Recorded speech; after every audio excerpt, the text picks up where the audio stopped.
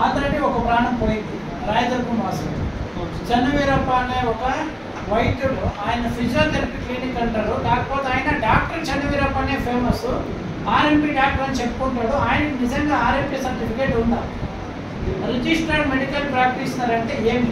State medical council నుంచి కానీ ఆ మెడికల్ కౌన్సిల్ ఆఫ్ ఇండియా నుంచి కానీ వాళ్ళు ఏమన్నా సర్టిఫికేట్ తీసుకున్నారా? పోనీ అప్పట్లో రాజశేఖర రెడ్డి గారు ముఖ్యమంత్రిగా ఉన్నప్పుడు ఇచ్చిండేది ఏమైనా ఉందా? ఏమని ప్రైమరీ హెల్త్ క్లినిక్ అని కాకుండా అదేమంటారు దాన్ని మేడం, ఫస్ట్ ఎయిడ్ సెంటర్ అని ఏమన్నా ఉందా? చెన్నవీరప్పతో ఉందా? ఆయన ఫిజియోథెరపీ అండి, ఫిజియోథెరపీకి ఇచ్చాము మేడం. ఆయన ఫిజియోథెరపీ అనే పేరుతో ఫిజియోథెరపీ మాత్రమే చేయట్లేదు, ఆయన చేసేదైతే ఆర్ఎంపీ హాస్పిటల్ చేస్తున్నారు. వెరిఫై చేయండి, ఇది వెరిఫై చేసి సార్ వెరిఫై చేయడానికి 20 days అవసరమా సార్? ఒక ప్రాణం కూడా పోయింది సార్, 20 days బ్యాక్ పోయినా సార్.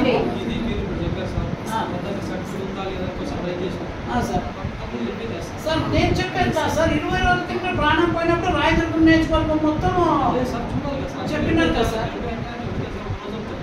Okay sir.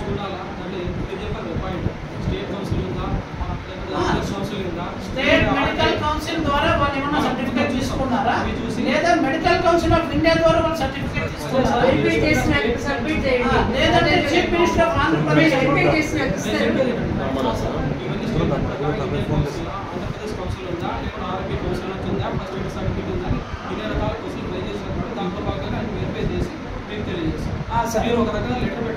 నేను పెడతాను సార్, ఇప్పుడే నేను రాసిస్తాను.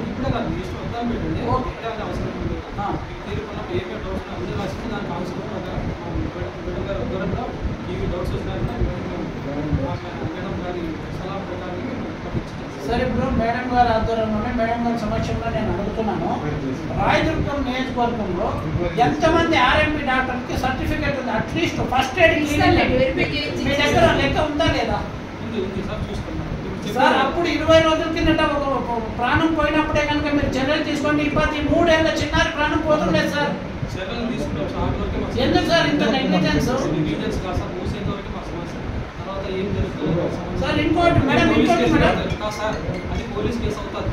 ఆ పోలీస్ కేసు ఎంతవరకు వచ్చిందో మనం చూసుకోవాలి. సరే చూసుకొని మేము మాట్లాడుతున్నాం సార్. ఏ పని మాది ఓన్లీ సీట్ చేసేంత వరకే మా పని. Okay sir. మీరు నాతో పోలీస్ ఇప్పుడు సీట్ చేస్తాను సార్. చెన్నవీరప్ప గారు సీట్ అయిందా?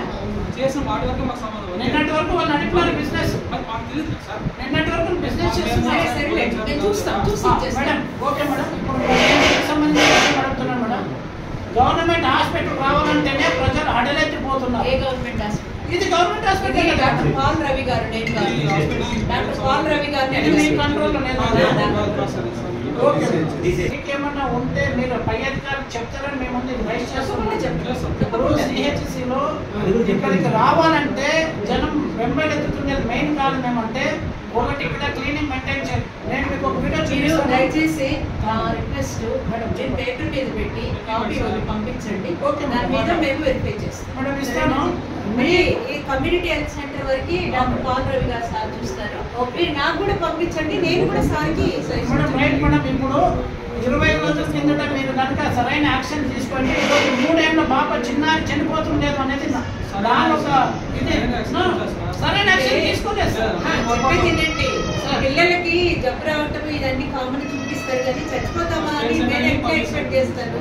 నేను యాజ్ పర్ రొటీన్ అన్ని చూసుకుంటూ వెళ్తాను, వెరిఫై చేసుకుంటూ ఎక్కడ సమస్య ఉందో దాన్ని తీసుకుంటూ వాళ్ళకి వార్నింగ్ ఇచ్చుకుంటూ వెళ్తున్నాను. మీ దృష్టికి రాని ఒక విషయం నేను చెప్తాను. ఓపెన్ గా ఇక్కడ సో కాల్డ్ డాక్టర్లు అని చెప్పుకొని ఆర్ఎంపీలు ఎవరైతే ఉన్నారో వాళ్ళు రిజిస్టర్డ్ మెడికల్ ప్రాక్టీషనర్స్ కూడా కాదు, బట్ ఆర్ఎంపీ డాక్టర్లు అని చెప్పుకొని తిరిగే వాళ్ళు మేము తప్పునిస్తే సార్ మాకు అన్ని పనులు అయిపోతాయని ఓపెన్ గా స్టేట్మెంట్ ఇస్తున్నారు మేడం. ఇది చాలా బాధాకరమైన విషయం. మీరు చెప్పేది ప్రజల ఆరోగ్యంతో కోసము మాట వినండి. నేను వచ్చి 1.5 సంవత్సరాలు అయింది. 1.5 రూపాయలు కూడా నేను ఎవరి దగ్గర ఇక్కడ తీసుకోలేదు. మీరు ఏదైనా నిరూపిస్తే రేపే నా సీట్ వదిలేసినట్టు మొత్తం మీరు ప్రశ్నని మీరు అప్పుడు అన్నారు కదా, నన్ను నిందించారు కదా. రాయదుర్గం కాన్స్టిట్యూన్సీ సంబంధించి నేను ఎన్నిసార్లు లీడ్ చేశాను, చాలా సార్లు నా మీద నిందలేదండి. నేను అలా తప్పండి. నేను ఎంతసేపు సర్వీస్ కోసం ప్రాబ్లం పరిగెత్తుతున్నానండి. లేడీ ఆఫీసర్ ఇంత కష్టపెడుతున్నాను. 20 days బ్యాక్ ఒక మనిషి చనిపోయిన తర్వాత మీరు ఏమేమి చర్యలు తీసుకున్నారు మేడం? ఓన్లీ సోకాల్ కాకుండా వేరే ఏం చర్యలు తీసుకున్నారు? జరుగుతుంది. ఇప్పటికే చెన్నవీరప్ప ఆయన ఆర్ఎంపీ క్లినిక్ ఇప్పటికీ నడుపుతూనే ఉన్నారు మేడం. ఏ వీరప్ప అయినా సరే మేము షోకాజ్ నోటీస్ ఇచ్చాము, ఎంక్వైరీ చేస్తున్నాము, నిర్ధారిస్తే చర్య తీసుకుంటాం. మేడం షోకాజ్ నోటీస్ ఎంక్వైరీ ఎన్ని రోజులు చర్య తీసుకోకుండా యాజ్ డిమాండ్ ఎక్కడ ప్రాబ్లం ఉందో